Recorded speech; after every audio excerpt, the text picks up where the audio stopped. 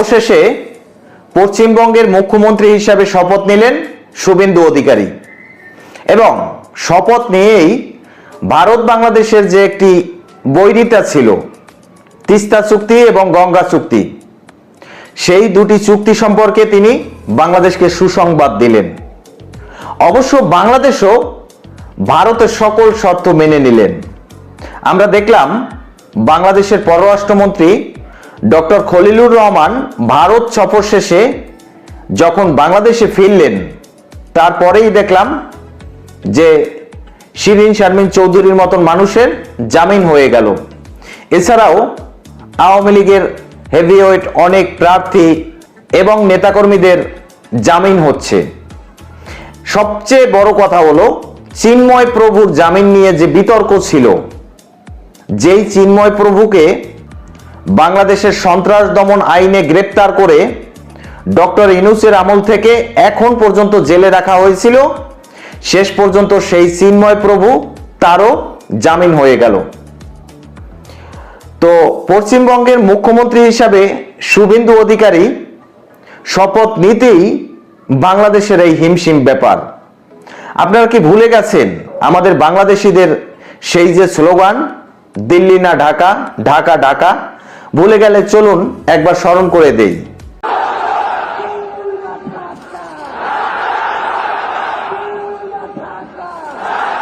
তো এই স্লোগান যাদের ছিল তারা এখন হাত জোর করে বলছে, নমস্কার দাদা, ভালো আছেন তো? আমাদের বাংলাদেশের দিকে একটু নজর রাখবেন। এবং বাংলাদেশের বর্ডারে এখন বর্ডার গার্ডরা চরম হিমশিম অবস্থায় আছে। তারা কড়া নিরাপত্তার ভিতরে বর্তমানে বাংলাদেশের বর্ডারে অবস্থান করছেন। অপরদিকে ভারত নতুন হাইপারসনিক মিসাইল তারা লঞ্চ করলো এবং সেটি পরীক্ষামূলক গবেষণা চালালো সেই বঙ্গোপসাগরে এবং বঙ্গোপসাগরের ভারত বাংলাদেশের সীমানা লক্ষ্য করে। এই সকল বিষয়গুলো যখন বাংলাদেশ সরকার, বাংলাদেশের ভারত বিদ্বেষী সেই যে মৌলবাদী শক্তিরা তারা বুঝতে পারলো, তখন তারা হাত জোর করে বলল, নমস্কার দাদা, ভালো আছেন?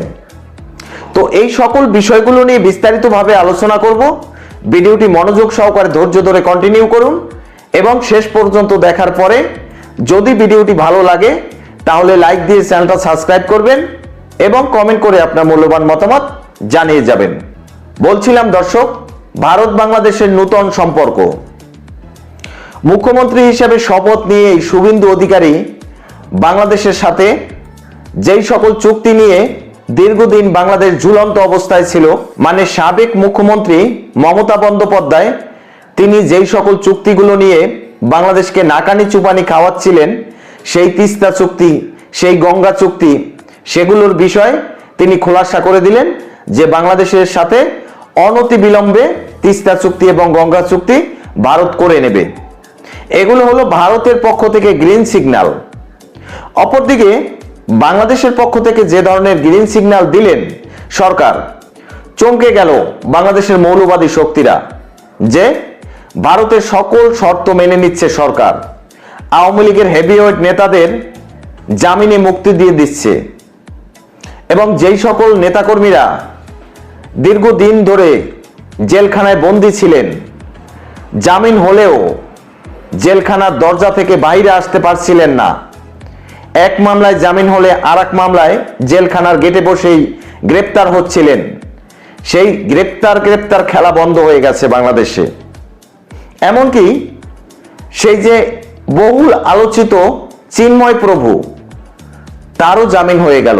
আপনাদের মনে থাকার কথা, শুভেন্দু অধিকারী যিনি পশ্চিমবাংলার মুখ্যমন্ত্রী, তিনি নিজে এসে বর্ডার পারে চিন্ময় প্রভুর মুক্তির জন্য বিভিন্ন রকমের কর্মসূচি দিয়েছিলেন ভারত বাংলাদেশের বর্ডারে।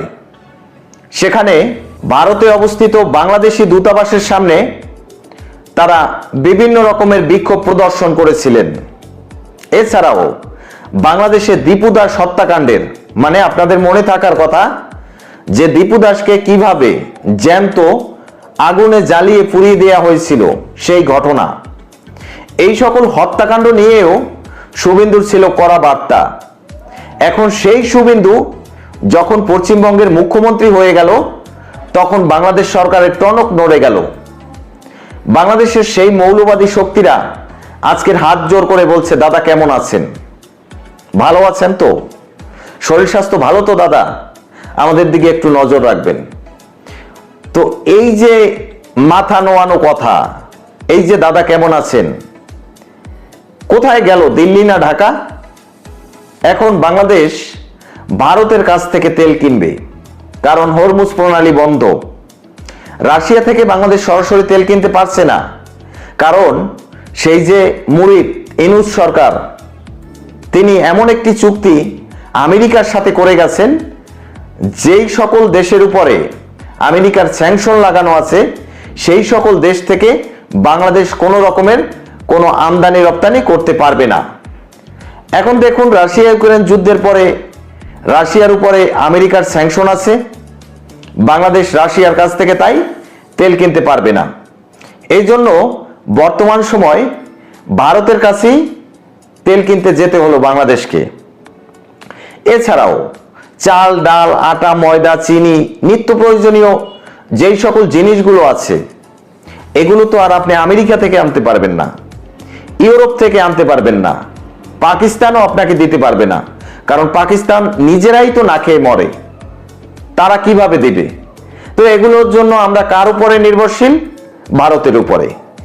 এখন ভারতকে যে এতকাল পর্যন্ত বিভিন্ন উস্কানিমূলক বক্তব্য দিয়ে হাসনাত আব্দুল্লাহ কি বলেছিল, সেভেন সিস্টারকে ভেঙে গুড়িয়ে দেবে, বাংলাদেশের ভিতরে দখল করে নেবে সেভেন সিস্টার্স, মনে আছে তো সেই কথা? না হলে চলুন শুনে আসি আরেকবার। ডক্টর ইউনূসের আমলে আমরা দেখেছি পিএম মোদির ফটোতে জুতা মারা হচ্ছে বাংলাদেশে। ভারত বিদ্বেষী তার চরম সীমানায় পৌঁছে গেছিল এই দেশের একদল মৌলবাদী শক্তি। আজকে তারাই হাত জোর করে বলছে, দাদা কেমন আছেন। শুভেন্দু অধিকারী যা বলেছিলেন, তিনি বলেছিলেন শেখ হাসিনা বাংলাদেশের বৈধ প্রধানমন্ত্রী, ডক্টর ইউনূস তিনি একটি কুলাঙ্গার, তিনি জোর করে ক্ষমতা দখল করে রেখেছেন একটি অবৈধ সরকার, এইভাবে গালিগালাজ করছিলেন ডক্টর ইউনূসকে। আপনাদের মনে থাকার কথা সেই সকল বক্তব্য। এখন সেই শুভেন্দু অধিকারী যখন ভারতের মুখ্যমন্ত্রী হলেন, তখন ডক্টর ইউনূসের সেই সকল মুরিদ, সেই সকল মৌলবাদী শক্তি, রাজাকার, তারা বর্তমান সময় চুপসে গেছে। এছাড়া ভারত নতুন যে হাইপারসনিক মিসাইল পরীক্ষামূলকভাবে গবেষণার জন্য বঙ্গোপসাগরে উৎক্ষেপণ করলেন, সেটাতেও বাংলাদেশ এখন বিচলিত। কই, সেভেন সিস্টার ধ্বংস করবেন না? কেন এখন ভারতের কাছে মাথা নোয়াতে হচ্ছে? তো বাংলাদেশের যে রাজনৈতিক প্রেক্ষাপট, সেই রাজনৈতিক প্রেক্ষাপটেরও পালাবদল আর অল্প দিনের ভিতরে হতে চলেছে। পালাবদল কিরকমের হবে? পালাবদল এরকমের হবে যে আওয়ামী লীগ বাংলাদেশের রাজপথে আবারও রাজনীতি করতে পারবে। শেখ হাসিনার বিরুদ্ধে যেই সকল গায়েবী মামলা, মিথ্যা মামলা, সবগুলোকে সরকার তুলে নিতে বাধ্য হবে। আপনারা ভুলে গেছেন যে এই যে ডক্টর ইউনূস, তিনি অনেক মামলার আসামি ছিলেন বাংলাদেশে, আসলেই গ্রেপ্তার হবেন। তিনি আসলেন বাংলাদেশের অন্তর্বর্তীকালীন সরকার হয়ে। এই যে তারেক রহমান আমাদের নির্বাচিত প্রধানমন্ত্রী, তিনিও বাংলাদেশ থেকে নির্বাচিত ছিলেন, তার নামে অনেক মামলা ছিল, তিনি আজকের বাংলাদেশের প্রধানমন্ত্রী, কোনো মামলা নেই। তো এই রকমের শেখ হাসিনার নামে কোনো মামলা থাকবে না, বাংলাদেশে আসবেন সসম্মানে এবং বাংলাদেশের আবারও ভবিষ্যৎ প্রধানমন্ত্রী। আপনি লিখে রাখুন, আমি যে বলছি এই ভিডিওটি আপনি সেভ করে রাখুন। হ্যাঁ, তারেক রহমান কি আমাদের বৈধ প্রধানমন্ত্রী না? অবশ্যই বৈধ প্রধানমন্ত্রী, নির্বাচিত প্রধানমন্ত্রী এবং বাংলাদেশের এই ক্রান্তিকালে যোগ্য প্রধানমন্ত্রী। যদি যোগ্য না হতেন তাহলে ভারতের সাথে এত সুন্দরভাবে এই যে তিস্তা চুক্তি, গঙ্গা চুক্তি, এই সকল বিষয়গুলোকে ট্যাকেল দিতে পারতেন না, চিন্ময় প্রভুর জামিন দিতেন না, বাংলাদেশের আওয়ামী লীগের হেভিওয়েট প্রার্থীদের তিনি জামিনে মুক্তি দিতেন না। এগুলো রাজনীতির একটি প্ল্যান। তারেক রহমানকে বাংলাদেশের ক্ষমতায় বসিয়েছে কে? আপনারা জানলে অবাক হবেন যে তারেক রহমান বাংলাদেশের প্রধানমন্ত্রী, এর পিছনে ভারতের রয়ের অনেক বড় একটি হাত আছে।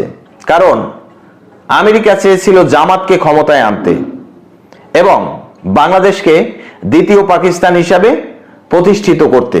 কারণ আমেরিকার একটি মানসপুত্র হলো পাকিস্তান। দেখুন, এই পাকিস্তানকে দিয়ে দক্ষিণ এশিয়ায় সকল কুকর্ম আমেরিকা করে থাকে। এখন সেই পাকিস্তানের একটি ডাল হিসাবে যদি বাংলাদেশকে আমেরিকা ব্যবহার করতে পারে, তাহলে তাদের সোনায় সোহাগা। তারা সেন্ট মার্টিনে তাদের একটি ঘাঁটি তৈরি করবে এবং বে অফ বেঙ্গলের উপরে তাদের নজরদারিত্ব বৃদ্ধি করতে পারবে, চীন এবং ভারতকে টেক্কা দিতে পারবে।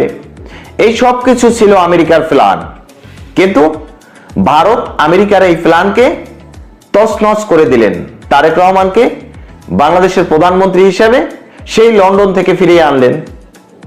অবশ্যই ভারতের গ্রিন সিগন্যাল ছিল এবং যেহেতু ভারতের গ্রিন সিগন্যাল ছিল, তারেক রহমান ক্ষমতায় আসার পরে যেভাবে রাজনীতির পালাবদল হচ্ছে, এই 2026 সালেই আওয়ামী লীগ বাংলাদেশের রাজনীতিতে অন্তর্ভুক্ত থাকবে। হ্যাঁ, অবশ্যই পার্লামেন্টে বিল আকারে আওয়ামী লীগকে নিষিদ্ধ করা হয়েছে, কিন্তু এটা থাকবে না, এটা উঠে যাবে। আওয়ামী লীগ বাংলাদেশের রাজনীতি করবে, এটাই বাস্তবতা, এটাই হবে। আপনি লিখে রাখুন। এবং এটা যদি না হয়, তাহলে ভারত বাংলাদেশের বর্ডার থেকে দেখবেন যে হাজার হাজার অনুপ্রবেশকারী বাংলাদেশে চলে আসবে। সেই ধাক্কা বাংলাদেশ সরকার সামলাতে পারবে না। ভারত থেকে সকল ধরনের নিত্য প্রয়োজনীয় জিনিস আমদানি রপ্তানি টোটালি বন্ধ করে দিবে। বাংলাদেশের সরকার সেটাও সহ্য করতে পারবে না। আসলে আমরা বাংলাদেশিরা বিভিন্নভাবে বড়াই করি, গর্ব করি, অহংকার করি, নিজেদের শক্তি সামর্থ্যের পরিচয় দিতে চাই। কিন্তু আসলে ভারতের সাথে আমরা শক্তি এবং সামর্থ্যে কতটুকু সময় টিকে থাকতে পারবো? 1 ন্যানো সেকেন্ডও না। 1 সেকেন্ড তো অনেক বড় কথা, 1 ন্যানো সেকেন্ডের জন্য আমরা টিকতে পারবো না। অতএব সেই ভারতেই বাংলাদেশের নির্বাসিত প্রধানমন্ত্রী শেখ হাসিনা এখনো আত্মগোপন করে আছেন। আর এই যে শুভেন্দু অধিকারী, ভারতের নূতন মুখ্যমন্ত্রী, তিনি মুখ্যমন্ত্রীর শপথ নিতেই তিস্তা পানি চুক্তি এবং গঙ্গা পানি চুক্তির বিষয়ে কথা বলেছেন এবং এই বিষয়গুলো বাংলাদেশের সাথে একদম মিটমাট করে ফেলবেন নতুন চুক্তির মাধ্যমে। এই সকল বিষয়গুলো দ্বারা বোঝা যায় যে ভারতের পশ্চিমবঙ্গের নূতন মুখ্যমন্ত্রী, তিনি শেখ হাসিনার সাথে তার যে ঘনিষ্ঠতা আছে এবং বাংলাদেশ সরকারের সাথে এই যে ঘনিষ্ঠ হতে যাচ্ছে, এর ভিতরে কি রসায়ন আছে এবং ভবিষ্যৎ বাংলাদেশের রাজনীতিতে কি বড় পরিবর্তন আসতে চলেছে, এগুলো শুধুমাত্র এখন সময়ের ব্যাপার। তো দর্শক, যা কিছুই হোক, সবকিছু নিয়ে আমি থাকবো আপনাদের সাথে। আজকের এই পর্যন্তই শেষ করছি। পরবর্তীতে নতুন কোনো ভিডিও নিয়ে আসবো। সেই পর্যন্ত ভালো থাকুন, সুস্থ থাকুন। আল্লাহ হাফেজ।